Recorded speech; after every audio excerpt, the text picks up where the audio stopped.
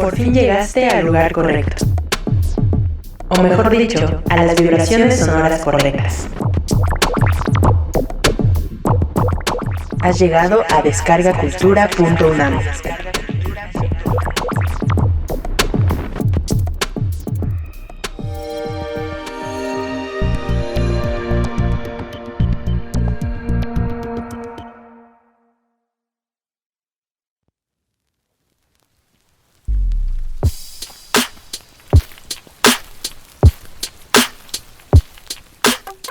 Hola amigas, amigos, amigues, soy Isaac Regalado y junto con mi compañera Paola Famitsai queremos decirles que ya estamos preparando nuevas conversaciones y contenidos para que sigan disfrutando este podcast.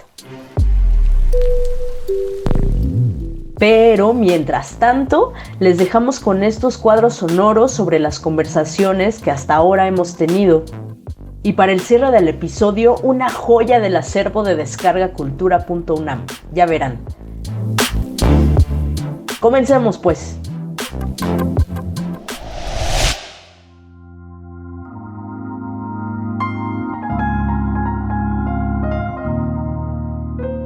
Elena de Aro, muchas gracias por estar por acá. Gracias a ustedes, es un placer, hermosas, estar aquí y sentirse vivo de nuevo.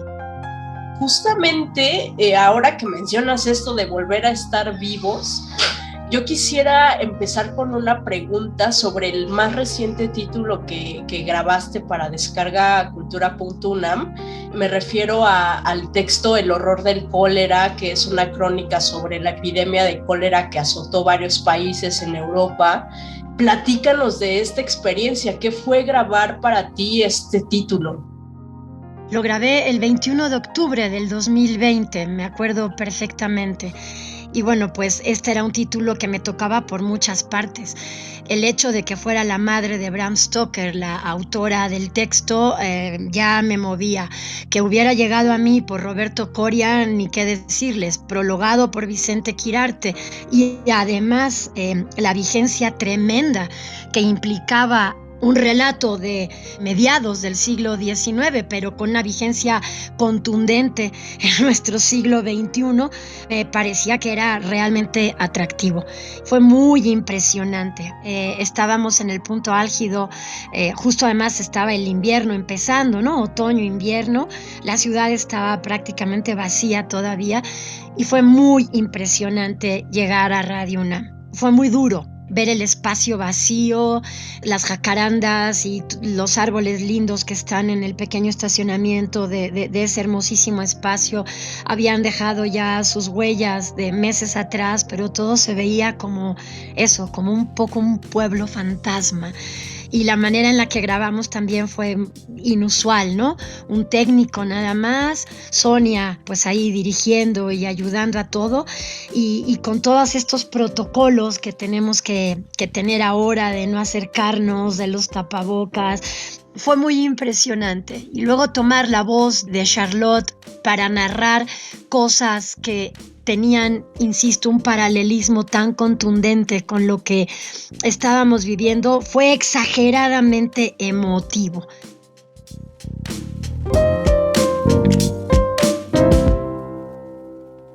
Es la voz de nuestra querida invitada de hoy, Margarita Castillo. Yo normalmente, si me dejan hasta hacer voces, soy muy feliz. Acá con ustedes, en uno donde pude, que era La Llorona, que cuando un texto es bonito, La Llorona, me dijeron, no, nos lo lees en la sala Carlos Chávez. Dije, perfecto. Y lo que pasa es que, bueno, vuelvo a lo mismo. Uno puede hacer voces, no le cerré a los otros escuchas. Carrera de economía y luego carrera de teatro. Y entonces, en 16 años de hacer teatro, con los mejores, el maestro Mendoza, Luisa Josefina analizando textos, José Luis Ibáñez, de verdad, ¿no? Entonces era aprender a decir el verso sin cantar, aprender a decir entendiendo. Entonces, con estas armas, la primera me ubica históricamente y la segunda me da armas para poder, porque también en cuestiones actorales, tú decías, todo sale aparentemente por la garganta, pero tú la puedes apoyar en la nariz o la puedes apoyar en el estómago, o puede ser visceral, y puedes hacerla de la dama joven, de la niña. O también les voy a decir algo. Más vale rico y sano que pobre y enfermo. Ah, claro. Más vale rico, sano, guapo y simpático que pobre, enfermo, feo y sin gracia. Eso sí. Pues uno puede alterar. Entonces, con la segunda carrera y con esa formación maravillosa, y la otra sin miedo, me permite funcionar de manera más diversa aquí en radio, funcionarle a nuestra gente, y en Descarga, por ejemplo, ya teniéndoles a ustedes más confianza, cuando era La Llorona, entonces era la dama joven engañada. Hay lloronas en todo el mundo, desde antes que se escribiera, están ahí porque es alguien que el dolor que le provocan es tanto que prefiere provocarse ella misma uno que aparentemente es menor al otro, pero no es cierto, porque se queda diciendo ¡ay, mis hijos! Bueno, entonces ahí vamos a decir que pude, sobre todo en lo físico, en lo actoral, poder gritar. Cuando tú lanzas un grito a la gente, de veras, cuando el grito está apoyado en una emoción, si no eres de los gritones de la lotería.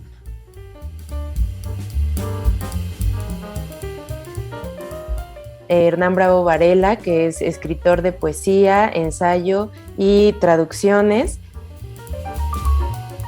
Pero en particular en Descarga Cultura, al respecto de lo mejor de la literatura y del teatro de México, de sus diversas lenguas y del mundo en general, en traducción al español. No creo que sean sino líneas paralelas y a menudo vasos comunicantes lo que encontramos en el texto escrito en voz baja y lo que oímos en un podcast leído en voz alta. La manera en la que podemos hacer el tránsito, la mudanza de la voz baja a la voz alta, de la edición de textos a la grabación de las voces de esos textos, creo que ofrece un abanico de posibilidades que permiten que la literatura a veces alcance estadios y descubrimientos mucho más altos, más vibrantes, más elocuentes a través de estas dos vías juntas, ¿no? Entonces, yo sí recomiendo que se escuche y que se lea, pero que también nos acompañemos del aparentemente directo contrario y que tratemos de hacer la experiencia o el experimento de cruzar las fronteras sin mayor propósito que divertirnos. Cuando estamos muy cansados ya con la vista, después de haber estado todo el día frente a la computadora, lo ideal es darse un descanso y dejar que las maravillosas lecturas de Descarga Cultura entren sin mayor esfuerzo. Y también, por el otro lado, me gusta pensar en la manera en la que, a través del catálogo prácticamente infinito de archivos sonoros en Descarga Cultura, ir de la mano o del oído de esas lecturas a las librerías por nuevos volúmenes de esos autores que nos llamaron la atención. Entonces, creo que no deja de ser un círculo sumamente virtuoso en el que el oído se complementa con el ojo con el oído, la mano que sostiene el libro con la mano que escoge, yergue el índice para decidir qué viene o qué se escucha a continuación. Creo que las dos maneras son absolutamente complementarias y ayudan a ese diálogo o a esa conversación entre vivos y difuntos, que es, por supuesto, la literatura, la lectura en voz alta y en voz baja de algunas de las mejores piezas que nos ha obsequiado la poesía, el ensayo, el teatro, el cuento, la novela e incluso la divulgación de la ciencia o la escritura cronística, en fin, entre tantos otros posibles e imposibles géneros.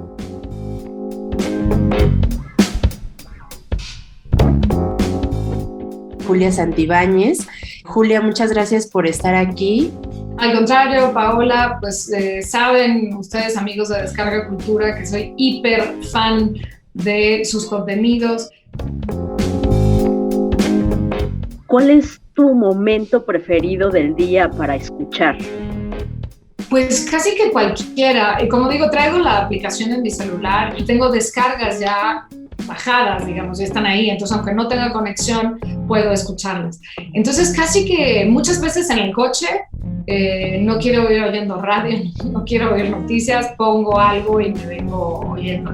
O soy muy afecta a salir a caminar en las tardes, entonces ahí audífonos y me pongo a oír algo rico. A veces antes de dormir, mi trabajo como editora y como escritora implica estar muchísimas horas pegada a la computadora, entonces ya en la noche tengo los ojos cansadísimos, pero quiero escuchar algo, quiero no irme a dormir así en seco, digamos.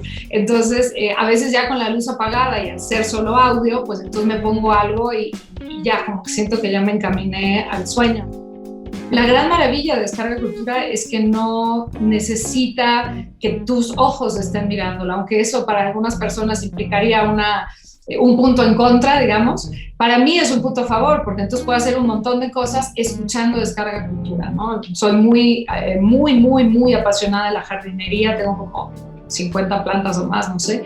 Entonces, también muchas veces, mientras estoy regando, podando, en fin, estoy escuchando Descarga Cultura, y como no tengo que ver una pantalla, pues entonces no pasa nada, estoy escuchando todo el tiempo. Entonces no hay un momento específico, más bien pues lo traigo conmigo así como un buen acompañante, como una buena posibilidad de conversar, porque pues sí reacciono, digo, uno diría es una comunicación de una vía, ¿no? De lo que escucho hacia mí, pero por supuesto que uno también reacciona, igual que cuando lee, ¿no? El que escucha, pues reaccionas, opinas, anotas algo que te llamó la atención, le pones una pausa porque quieres como reflexionar en lo que oíste, o le regresas para volverlo a oír. Esas flechitas que tiene para regresar o adelantar, creo que son 8 o 10 segundos, son buenísimas porque de repente se me va la onda, me distraje con algo y entonces le regreso para volverlo a oír.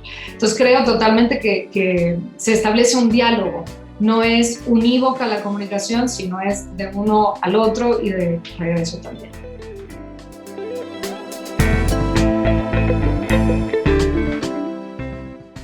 Me refiero a nuestro gran amigo y gran admirado Eduardo Ruiz Aviñón. Yo mismo, después de tantos años, he evolucionado mucho. Por ejemplo, ahora hago teatro, que a veces no tengo ni que adaptarlo a radio, sino que como siempre mis puestas en escena vivas, hay iluminación, audio y sugerimos mucho la atmósfera, funcionan muy bien para radio. Entonces he encontrado un lenguaje a través de los años para adaptar mejor, dirigir mejor todo. Sí he progresado en esto y es lo que he hecho en Descarga Cultura. Por ejemplo, ahí he tenido afortunadamente que me han llamado para hacer el ensayo de la ceguera, tan importante, sí, de Saramago, y que tuve pues, todo, grabamos en el auditorio Julián Carrillo, con muchos actores, una buena adaptación, y yo creo que lo último que hice con ustedes es Barter el Escribiente. Creo que ahí sí cada vez he encontrado un lenguaje más radiofónico, se nota, y además pues he hecho a actores que pueden manejar el radioteatro sin problema, porque el principio del radioteatro tenía actores muy buenos con una voz hermosísima, pero era medio plano porque estaban acostumbrados al ensayo, y aquí se ensaya, pero no tanto como en el teatro, ¿eh? Y el ensayo es importantísimo para el teatro, que el ensayo es la repetición, pero esa repetición vas encontrando cosas, y aquí rápidamente es leer, confiar en esos actores que ya tienen ese chip de que es audio, entonces lograr que sus actuaciones, y con la adaptación y el apoyo de que yo soy medio exagerado en efectos y música y todo esto, como en el teatro, creo que estamos llegando a un lenguaje más contemporáneo y que funciona muy bien en esta época, que es donde siempre el radioteatro quiere renacer, ¿no? Y pues, otra cosa que hago en Descarga Cultura que es fascinante, iniciamos Descarga Cultura con la grabación de Esther Seligson, ese tipo de personajes que me ha tocado a mí, Víctor Hugo Rascón Banda, Vicente Quirarte, me ha tocado cómo dirigirlos.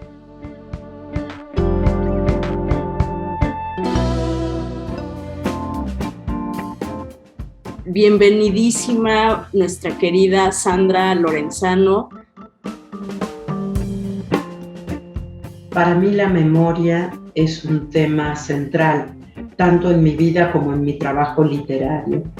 No quiere decir que no me interese el presente, en realidad me interesa esa memoria para entender el presente, mi propio presente personal, de dónde vengo, cuáles son estas raíces, cuál es esta historia que además está atravesada por la historia latinoamericana, la violencia, las dictaduras y demás, pero también las historias más íntimas que marcan quién soy o que han creado esto que soy en este momento.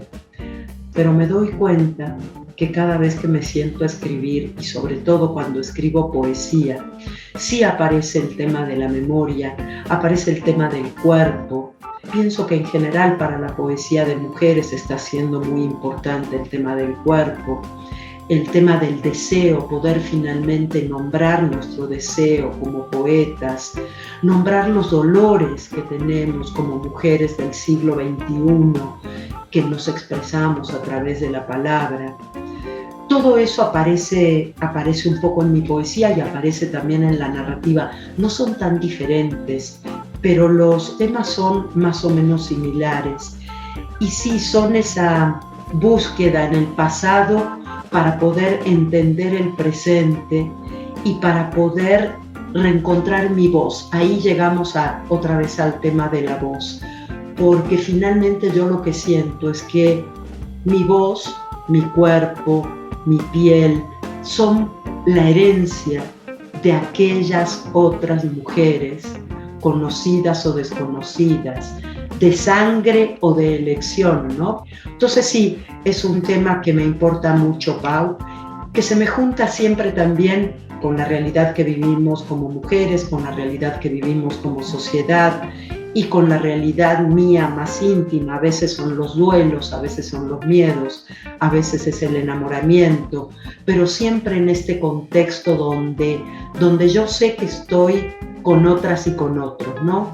Que incluso cuando hablo de las cosas más íntimas puedan decirle algo a alguien más, no solamente que me lo digan a mí y a la gente que me conoce, y a veces ni siquiera a la gente que me conoce, ¿no? Esa es parte del reto de la poesía, cómo hacer que desde tu yo más íntimo puedas tocar el yo más íntimo de la gente que te lee o te escucha.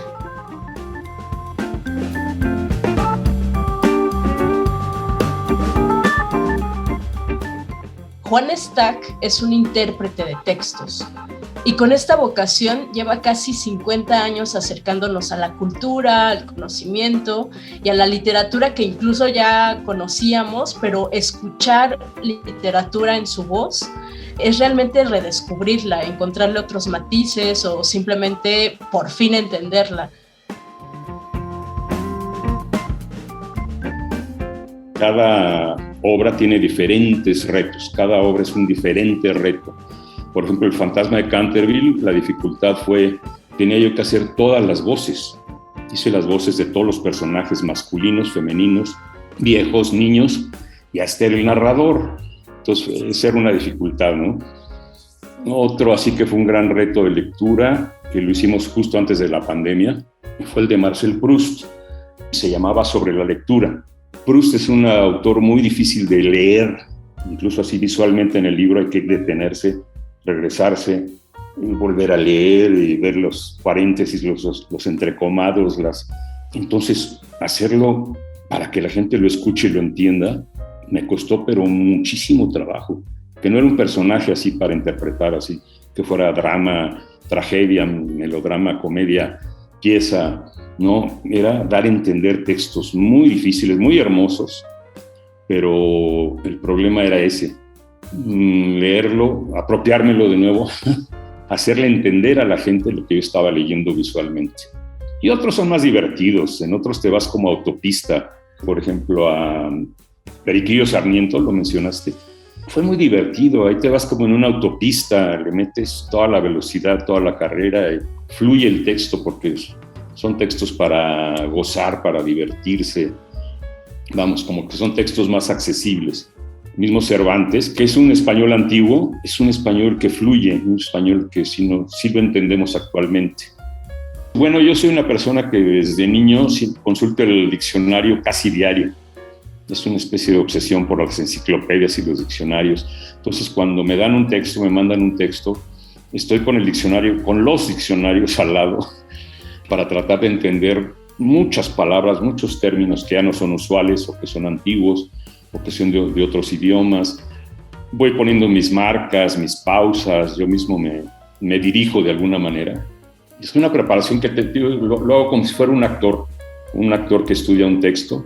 Pues tienes que ver todas las intenciones, las velocidades. No hay una receta exacta. Cada texto tiene su propio reto, como dicen ustedes.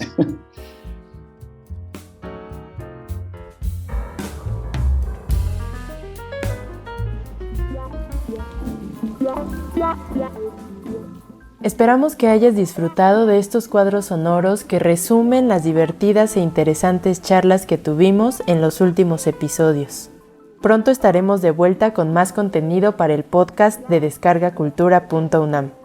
Mientras tanto, escucha el primer capítulo del Periquillo Sarniento, escrito por José Joaquín Fernández de Lizardi y leído por Juan Stack. Ponte tus audífonos y disfruta mejor este audio.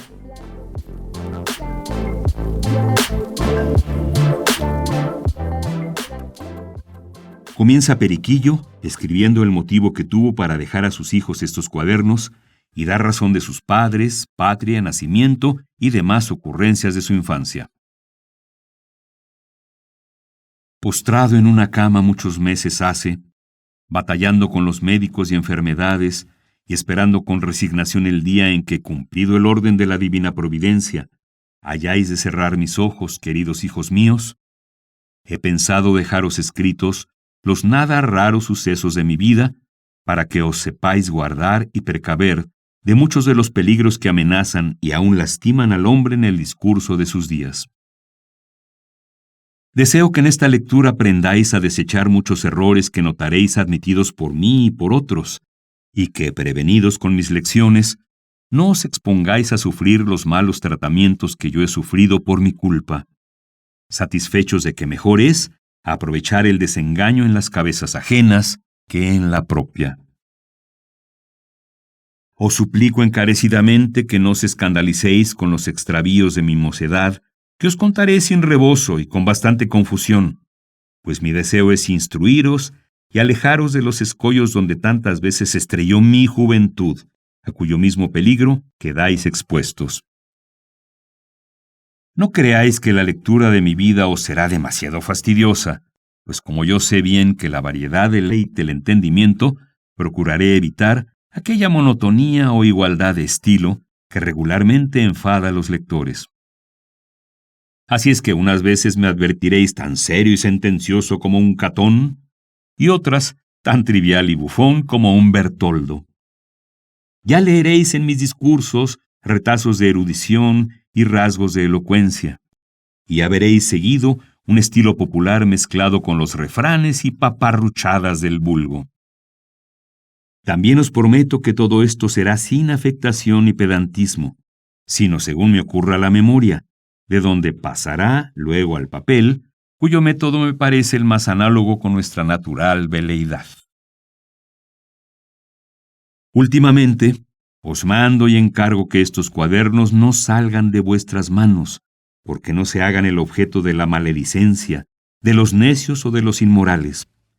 Pero si tenéis la debilidad de prestarlos alguna vez, os suplico, no los prestéis a esos señores, ni a las viejas hipócritas, ni a los curas interesables, y que saben hacer negocio con sus feligreses vivos y muertos, ni a los médicos y abogados chapuceros, ni a los escribanos, agentes, relatores y procuradores ladrones, ni a los comerciantes usureros, ni a los albaceas herederos, ni a los padres y madres indolentes en la educación de su familia, ni a las beatas necias y supersticiosas, ni a los jueces venales, ni a los corchetes pícaros, ni a los alcaides tiranos, ni a los poetas y escritores remendones como yo, ni a los oficiales de la guerra y soldados fanfarrones y hazañeros, ni a los ricos avaros, necios, soberbios y tiranos de los hombres, ni a los pobres que lo son por flojera, inutilidad o mala conducta, ni a los mendigos fingidos, ni los prestéis tampoco a las muchachas que se alquilan, ni a las mozas que se corren, ni a las viejas que se afeitan, pero va larga esta lista. Basta deciros que no los prestéis ni por un minuto a ninguno de cuantos advirtiereis que les tocan las generales en lo que leyeren, pues sin embargo, de lo que asiento en mi prólogo, al momento que vean sus interiores retratados por mi pluma, y al punto que lean alguna opinión que para ellos sea nueva o no conforme con sus extraviadas o depravadas ideas, a ese mismo instante me calificarán de un necio. Harán que se escandalizan de mis discursos, y aun habrá quien pretenda quizá que soy hereje, y tratará de delatarme por tal, aunque ya esté convertido en polvo. Tanta es la fuerza de la malicia, de la preocupación o la ignorancia. Por tanto, o leed para vosotros solos mis cuadernos, o en caso de prestarlos sea únicamente a los verdaderos hombres de bien, pues éstos, aunque como frágiles hierren o hayan errado, conocerán el peso de la verdad sin darse por agraviados, advirtiendo que no hablo con ninguno determinadamente, sino con todos los que traspasan los límites de la justicia. Más a los primeros, si al fin leyeren mi obra, cuando se incomoden o se burlen de ella, podréis decirles con satisfacción de que quedarán corridos. ¿De qué te alteras? ¿Qué mofas y con distinto nombre de ti habla la vida de este hombre desreglado? Hijos míos, después de mi muerte leeréis por primera vez estos escritos. Dirigid entonces vuestros votos por mí al trono de las misericordias. Escarmentad en mis locuras. No os dejéis seducir por las falsedades de los hombres. Aprended las máximas que os enseño, acordándoos que las aprendí a costa de muy dolorosas experiencias. Jamás alabéis mi obra, pues ha tenido más parte en ella el deseo de aprovecharos. Y, empapados en estas consideraciones, comenzad a leer. Mi patria, padres, nacimiento y primera educación. Nací en México, capital de la América septentrional, en la Nueva España. Ningunos elogios serían bastantes en mi boca para dedicarlos a mi cara patria, pero por serlo, ningunos más sospechosos. Los que la habitan y los extranjeros que la han visto pueden hacer su panegírico más creíble, pues no tienen el estorbo de la parcialidad, cuyo lente de aumento puede a veces disfrazar los defectos, o poner en grande las ventajas de la patria aun a los mismos naturales, y así, dejando la descripción de México para los curiosos imparciales, digo, que nací en esta rica y populosa ciudad por los años de 1771 a 73, de unos padres no opulentos, pero no constituidos en la miseria. Al mismo tiempo que eran de una limpia sangre, la hacían lucir y conocer por su virtud. Oh, si siempre los hijos siguieran constantemente los buenos ejemplos de sus padres. Luego que nací, después de las lavadas y demás diligencias de aquella hora, mis tías, mis abuelas y otras viejas del antiguo cuño querían amarrarme las manos y fajarme o liarme como un cohete, alegando que si me las dejaban sueltas, estaba yo propenso a ser muy manilargo de grande.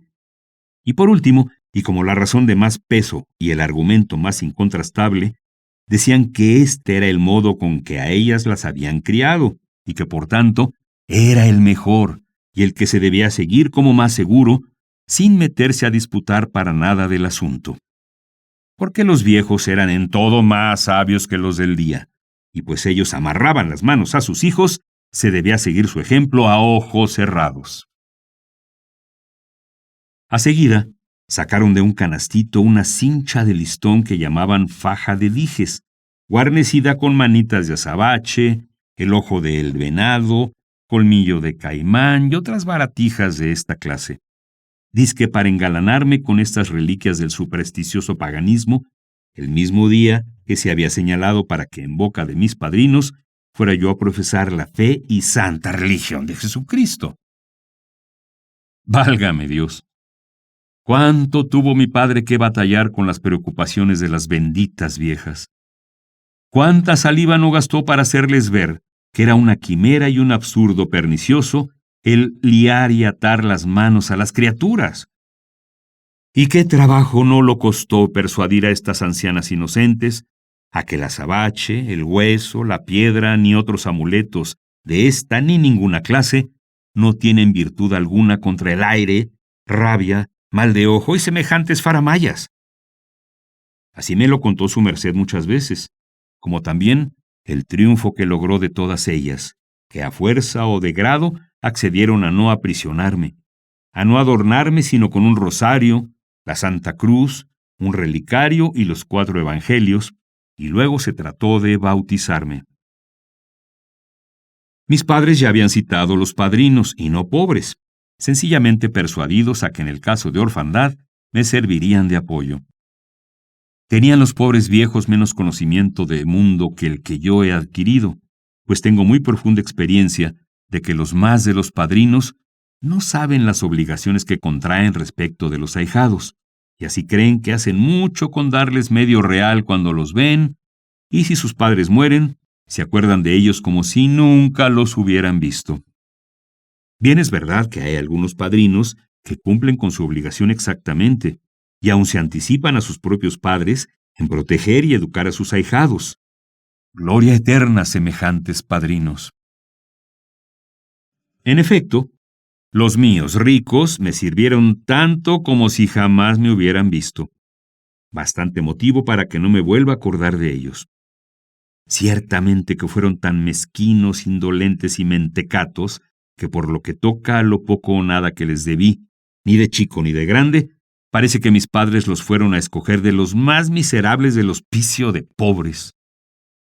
Reniego de semejantes padrinos, y más reniego de los padres que, haciendo comercio del sacramento del bautismo, no solicitan padrinos virtuosos y honrados, sino que posponen estos a los compadres ricos o de rango, o ya por el rastrero interés de que les den alguna friolera a la hora del bautismo, o ya neciamente confiados en que quizá, pues, por una contingencia o extravagancia del orden o desorden común, serán útiles a sus hijos después de sus días. Perdonad, pedazos míos, estas digresiones que rebosan naturalmente de mi pluma, y no serán muy de tarde en tarde en el discurso de mi obra. Bautizáronme por fin, y pusiéronme por nombre Pedro, llevando después, como es uso, el apellido de mi padre, que era Sarmiento. Mi madre era bonita, y mi padre la amaba con extremo. Con esto y con la persuasión de mis discretas tías, se determinó, nemine discrepante, a darme nodriza o chichigua, como acá decimos. ¡Ay, hijos! Si os casareis algún día y tuviereis sucesión, no la encomendéis a los cuidados mercenarios de esta clase de gentes. Lo uno, porque regularmente son abandonadas, y al menor descuido, son causa de que se enfermen los niños. Pues como no los aman, y solo los alimentan por su mercenario interés, no se guardan de hacer cóleras, de comer 1000 cosas que dañan su salud, y de consiguiente la de las criaturas que se les confían, ni de cometer otros excesos perjudiciales, que no digo por no ofender vuestra modestia. Y lo otro, porque es una cosa que escandaliza a la naturaleza, que una madre racional haga lo que no hace una burra, una gata, una perra, ni ninguna hembra puramente animal y destituida de razón. ¿Cuál de estas fía el cuidado de sus hijos a otro bruto, ni aun al hombre mismo? Y el hombre dotado de razón ha de atropellar las leyes de la naturaleza y abandonar a sus hijos en los brazos alquilados de cualquier india negra o blanca, sana o enferma, de buenas o depravadas costumbres, puesto que en teniendo leche, de nada más se informan los padres con escándalo de la perra, de la gata, de la burra, de todas las madres irracionales. Ah, si estas pobres criaturas de quienes hablo tuvieran sindéresis, al instante que se vieran las inocentes abandonadas de sus madres, ¿cómo dirían llenas de dolor y entusiasmo? Mujeres crueles, ¿por qué tenéis el descaro y la insolencia de llamaros madres? ¿Conocéis acaso la alta dignidad de una madre? ¿Sabéis las señales que la caracterizan? ¿Habéis atendido alguna vez a los afanes que le cuesta a una gallina la conservación de sus pollitos? Ah, no. Vosotras nos concebisteis por apetito, nos paristeis por necesidad, nos llamáis hijos por costumbre, nos acariciáis tal cual vez por cumplimiento, nos abandonáis por un demasiado amor propio o por una execrable lujuria. Sí, nos avergonzamos de decirlo, pero señalad con verdad, si os atrevéis, la causa por qué os somos fastidiosos. A excepción de un caso gravísimo en que se interese vuestra salud y cuya certidumbre es preciso que la autorice un médico sabio, virtuoso y no forjado a vuestro gusto, decidnos, ¿os mueven a este abandono otros motivos más paliados que el de no enfermaros y aniquilar vuestra hermosura? Ciertamente no son otros vuestros criminales pretextos, madres crueles, indignas de tan amable nombre. Ya conocemos el amor que nos tenéis, ya sabemos que nos sufristeis en vuestro vientre por la fuerza, ya nos juzgamos desobligados del precepto de la gratitud, pues apenas podéis, nos arrojáis en los brazos de una extraña, cosa que no hace el bruto más atroz. Así se produjeran estos pobrecillos si tuvieran expeditos los usos de la razón y de la lengua. Quedé pues encomendado al cuidado o descuido de mi chichigua, quien seguramente carecía de buen natural, esto es, de un espíritu bien formado. Porque sí es cierto que los primeros alimentos que nos nutren nos hacen adquirir alguna propiedad de quien nos los ministra, de suerte que el niño a quien ha criado una cabra no será mucho que salga demasiado travieso y saltador como se ha visto. Si es cierto esto, digo, que mi primera nodriza era de un genio maldito, según que yo salí de mal intencionado, y mucho más, cuando no fue una sola la que me dio sus pechos, sino hoy una, mañana otra, pasado mañana otra, y todas solas más, a cual peores, porque la que no era borracha era golosa. La que no era golosa estaba gálica.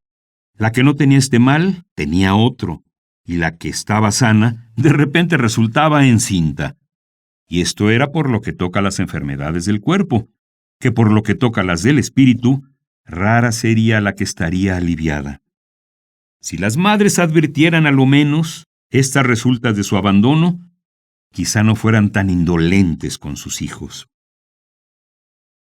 No solo consiguieron mis padres hacerme un mal genio con su abandono, sino también enfermizo con su cuidado. Mis nodrizas comenzaron a debilitar mi salud y a hacerme resabido, soberbio e impertinente con sus desarreglos y descuidos, y mis padres la acabaron de destruir con su prolijo y mal entendido cuidado y cariño. Porque luego que me quitaron el pecho, que no costó poco trabajo, se trató de criarme demasiado regalón y delicado, pero siempre sin dirección ni tino. Es menester que sepáis, hijos míos, por si no os lo he dicho, que mi padre era de mucho juicio, nada vulgar, y por lo mismo se oponía a todas las candideces de mi madre. Pero algunas veces, por no decirlas más, flaqueaba en cuanto la veía afligirse o incomodarse demasiado. Y esta fue la causa por que yo me crié entre bien y mal, no solo con perjuicio de mi educación moral, sino también de mi constitución física. Bastaba que yo manifestara deseo de alguna cosa para que mi madre hiciera por ponérmela en las manos, aunque fuera injustamente. Supongamos, quería yo su rosario, el dedal con que cosía, un dulcecito que otro niño de casa tuviera en la mano o cosa semejante, se me había de dar en el instante, y cuenta cómo se me negaba porque aturdía yo el barrio a gritos, y como me enseñaron a darme cuanto gusto quería porque no llorara, yo lloraba por cuanto se me antojaba para que se me diera pronto. Si alguna criada me incomodaba, hacía mi madre que la castigaba, como para satisfacerme, y esto no era otra cosa que enseñarme a soberbio y vengativo. Me daban de comer cuanto quería, indistintamente, a todas horas, sin orden ni regla en la cantidad y calidad de los alimentos, y con tan bonito método lograron verme dentro de pocos meses cursiento, barrigón y descolorido. Yo, a más de esto, dormía hasta las 500 y cuando me despertaban, me vestían y envolvían como un tamal de pies a cabeza, de manera que, según me contaron, yo jamás me levantaba de la cama sin zapatos, ni salía del jonuco sin la cabeza entrapajada. A más de esto, aunque mis padres eran pobres, no tanto que carecieran de proporciones para no tener sus vidrieritas, teníanlas, en efecto, y yo no era dueño de salir al corredor o al balcón sino por un raro accidente, y eso ya ha entrado el día. Me economizaban los baños terriblemente, y cuando me bañaban por campanada de bacante, era en la recámara muy abrigada y con un agua bien caliente. De esta suerte fue mi primera educación física. ¿Y qué podía resultar de la observancia de tantas preocupaciones juntas, sino el criarme demasiado débil y enfermizo? Como jamás o pocas veces me franqueaban el aire, ni mi cuerpo estaba acostumbrado a recibir sus saludables impresiones, al menor descuido las extrañaba mi naturaleza, y ya a los 2 y 3 años padecía catarros y constipados con frecuencia, lo que me hizo medio raquítico. Ay, no saben las madres el daño que hacen a sus hijos con semejante método de vida. Se debe acostumbrar a los niños a comer lo menos que puedan y alimentos de fácil digestión, proporcionados a la tierna elasticidad de sus estómagos. Deben familiarizarlos con el aire y demás intemperies, hacerlos levantar a una hora regular, andar descalzos, con la cabeza sin pañuelos ni aforros, vestir sin ligaduras para que sus fluidos corran sin embarazo, dejarlos travesear cuanto quieran, y siempre que se pueda, al aire fresco, para que se agiliten y robustezcan sus nerviecillos, y por fin hacerlos bañar con frecuencia, y si es posible con agua fría, o cuando no, tibia o quebrantada, como dicen. Es increíble el beneficio que resultaría a los niños con este plan de vida. Todos los médicos sabios lo encargan, y en México ya lo vemos observado por muchos señores de proporciones y despreocupados. Y ya notamos en las calles multitud de niños de ambos sexos, vestidos muy sencillamente, con sus cabecitas al aire y sin más abrigo en las piernas que el túnico o pantaloncito flojo. Quiera Dios que se haga general esta moda, para que las criaturas logren ser hombres robustos y útiles por esta parte a la sociedad. Otra candidez tuvo la pobrecita de mi madre, y fue llenarme la fantasía de cocos viejos y macacos, con cuyos extravagantes nombres me intimidaba cuando estaba enojada y yo no quería callar, dormir o cosa semejante. Esta corruptela me formó un espíritu cobarde y afeminado, de manera que aún ya de 8 o 10 años yo no podía oír un ruidito a medianoche sin espantarme, ni ver un bulto que no distinguiera, ni un entierro, ni entrar en un cuarto oscuro, porque todo me llenaba de pavor. Y aunque no creía entonces en el coco, pero sí estaba persuadido de que los muertos se aparecían a los vivos cada rato, que los diablos salían a rasguñarnos y apretarnos el pescuezo con la cola cada vez que estaban para ello, que había bultos que se nos echaban encima, que andaban las ánimas en penas mendigando nuestros sufragios, y creía otras majaderías de esta clase, más que los artículos de la fe. Gracias a un puñado de viejas necias que o ya en clase de criadas o de visitas procuraban entretener al niño con cuentos de sus espantos, visiones y apariciones intolerables. ¡Ah, qué daño me hicieron estas viejas! De cuántas supersticiones llenaron mi cabeza, qué concepto tan injurioso formé entonces de la divinidad y cuán ventajoso y respetable hacia los diablos y los muertos. Si os casareis, hijos míos, no permitáis a los vuestros que se familiaricen con estas viejas supersticiosas, a quienes yo vea quemadas con todas sus fábulas y embelecos en mis días. Ni les permitáis tampoco las pláticas y sociedades con gente idiota, pues lejos de enseñarles alguna cosa de provecho, los imbuirán en 1000 errores y necedades que se pegan a nuestra imaginación más que unas garrapatas, pues en la edad pueril aprenden los niños lo bueno y lo malo con la mayor tenacidad, y en la adulta tal vez no basta ni los libros ni los sabios para desimpresionarlos de aquellos primeros errores con que se nutrió su espíritu. De aquí proviene que todos los días vemos hombres en quienes respetamos alguna autoridad o carácter y en quienes reconocemos bastante talento y estudio, y sin embargo, los notamos caprichosamente adheridos a ciertas vulgaridades ridículas, y lo peor es que están más aferrados a ellas que el codicioso Creso a sus tesoros, y así suelen morir abrazados con sus envejecidas ignorancias, siendo esto como natural, pues como dijo Horacio, la vasija guarda por mucho tiempo el olor del primer aroma en que se infurtió cuando nueva. Mi padre era, como he dicho, un hombre muy juicioso y muy prudente. Siempre se incomodaba con estas boberías. Era demasiadamente opuesto a ellas. Pero amaba a mi madre con extremo, y este excesivo amor era causa de que por no darle pesadumbre, sufriera y tolerara a su pesar casi todas sus extravagantes ideas y permitiera sin mala intención que mi madre y mis tías se conjuraran en mi daño. Válgame Dios, y qué consentido y malcriado me educaron.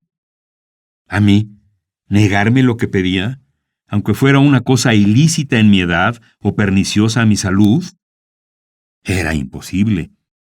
Reñirme por mis primeras groserías, de ningún modo. ¿Refrenar los ímpetus primeros de mis pasiones? ¡Nunca! Todo lo contrario. Mis venganzas, mis glotonerías, mis necedades y todas mis boberas pasaban por gracias propias de la edad, como si la edad primera no fuera la más propia para imprimirnos las ideas de la virtud y del honor. Todos disculpaban mis extravíos y canonizaban mis toscos errores con la antigua y mal repetida cantinela de déjelo usted, es niño, es propio de su edad, no sabe lo que hace. ¿Cómo ha de comenzar por donde nosotros acabamos? Y otras tonteras de este jaez, con cuyas indulgencias se pervertía más mi madre, y mi padre tenía que ceder a su impertinente cariño. ¿Qué mal hacen los hombres que se dejan dominar de sus mujeres acerca de la crianza o educación de sus hijos? Finalmente, así viví en mi casa los 6 años primeros que vi el mundo. Es decir, viví como un mero animal, sin saber lo que me importaba saber y no ignorando mucho de lo que me convenía ignorar. Llegó por fin el plazo de separarme de casa por algunos ratos. Quiero decir, me pusieron en la escuela, y en ella ni logré saber lo que debía, y supe, como siempre, lo que nunca había de haber sabido. Y todo esto por la irreflexiva disposición de mi querida madre, pero los acaecimientos de esta época os los escribiré en el capítulo siguiente.